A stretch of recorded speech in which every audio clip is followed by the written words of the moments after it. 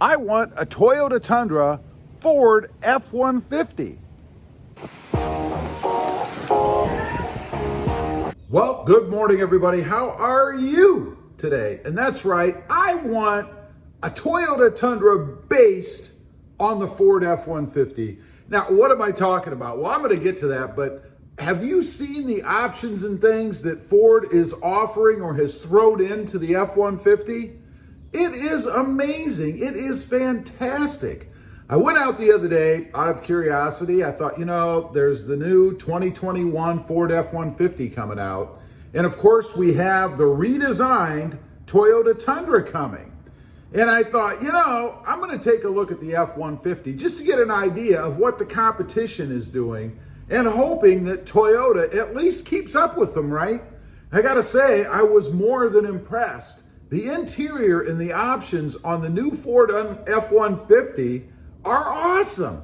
So what am I talking about, right? Well, first of all, they have this gorgeous, huge 12-inch touchscreen. Brilliant colors, nice definition, placed properly in the truck where it should be so that it's not gaudy or overwhelming.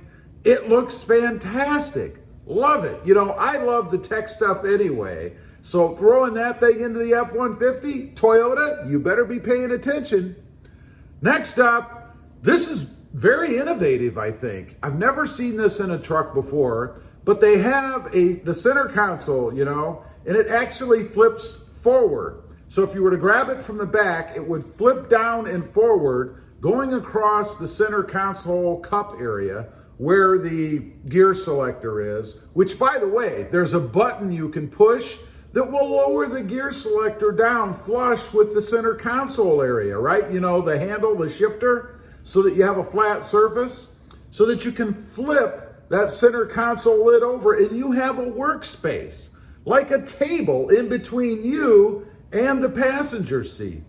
Now, for people like me who do videos, out driving around and stuff and might want to do some editing or at least have a flat space to work on, or for you guys out there who are contractors and stuff and want to be able to write without trying to, stick your clipboard or your notepad or whatever on the steering wheel or the seat beside you, it's fantastic.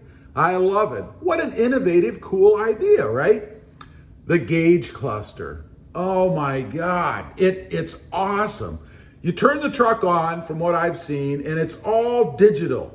Right? It's got readouts, all the information you would want, all the different mode selectors, all kinds of information and things you can get, and it looks good, right? It doesn't look like some 1960s, probably 70s or 80s, little pixelated gauge cluster. Everything is nice and crisp and colorful. It's just awesome. I love it. Kind of reminds me, rather, a little bit of the Ram Rebel. My Ram Rebel had something similar, but Ford has taken it to another level. It's even better. A mobile generator. Now, this comes in handy if you're out somewhere and you need to power something. A few years ago, I lived on a property. I had 5 acres, and there were instances where I'd be out somewhere on the property and I wanted power, right? Now, what am I going to do? Run an extension cord 4 acres from where I'm at back to the house? Well, of course not. So I was just SOL, right? But not anymore with this Ford F-150 innovation, right? They've got an onboard, I believe it's a 7 kilowatt generator. I could run my saw, my power trimmer, a radio, anything that I wanted off of this thing. Awesome. There is a blackout option. Now, Toyota has done some of this with the Tacoma, right? They have I believe it's the Night Edition, which I would hope they'll carry through as an option on the Toyota Tundra. What it does, it gets rid of all of the chrome. That thinking that we Americans love our chrome. We want a big grille on the front that's just as much chrome as you can possibly get. Well, now Ford has an option. No chrome. No chrome wheels, no chrome grille, no chrome bumpers, and it looks awesome. Next up, reclining seats. Now, this one is kind of crazy, The front seat reclines back so that, I don't know, if you're out working, maybe you have a physical job and you're working hard all day and you want to take a little snooze at lunch or something, you can recline this seat all the way back. It's kind of like a bed in your truck, right? I would have loved this back in high school. But anyway, it is awesome. Kind of a crazy thing, I know, right? Who needs a bed in a truck? But depending on what you're doing, maybe you're going camping, maybe you're hunting overnight somewhere in the woods, I don't know. Be kind of nice to have that driver's seat fold back so that you could just relax, maybe take a snooze, stay overnight. Pretty cool, again, innovative feature that Toyota should put in the Tundra, I think.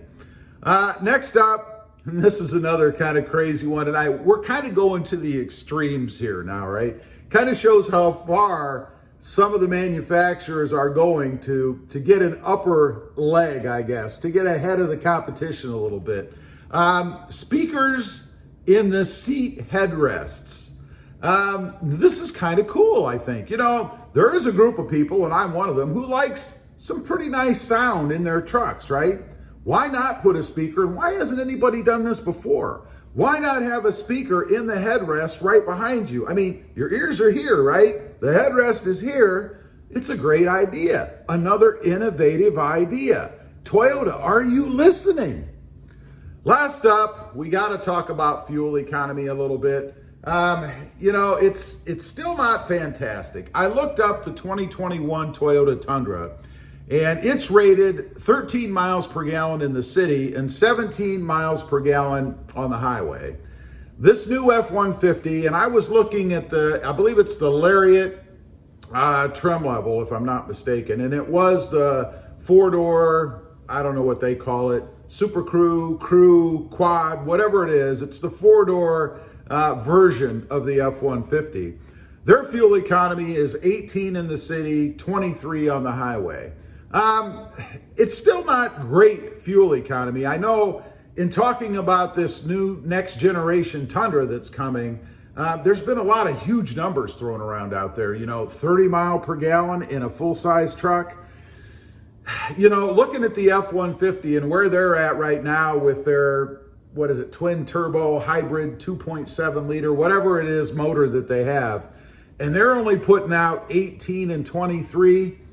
I got to think that maybe we're living in a little bit of a fantasy world if we really think, unless Toyota goes to drastic measures with the new Tundra, that they're going to get anything much better than that.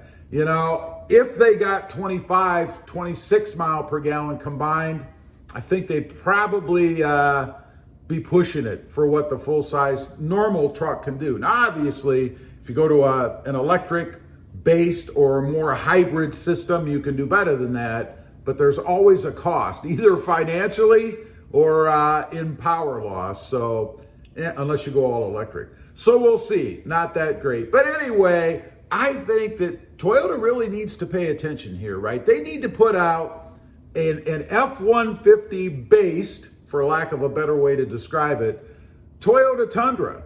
And they certainly can do it. I mean, if Ford can do it, why can't Toyota do it? So I hope they're listening. I hope they're paying attention, because the worst thing they could do, I think, would be to come out with the next gen Tundra and have it already 5, 10 years, whatever, behind the F-150. I hope they're listening. Leave a comment. Let me know what you think of these features. I know a lot of them are crazy, you know, the reclining seat, the speakers in the headrest, but they're conveniences that are out there, and why not? Let me know what you think. Also, real quick, if you're interested, check out my other channel. It is all about my 2020 Jeep Gladiator. That channel is RobMotive JT. It's resting comfortably right out there right now.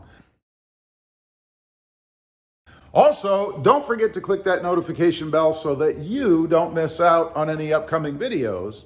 And do me a favor, smash that subscribe button on the way out. Thanks for watching. Stay safe out there. Bye.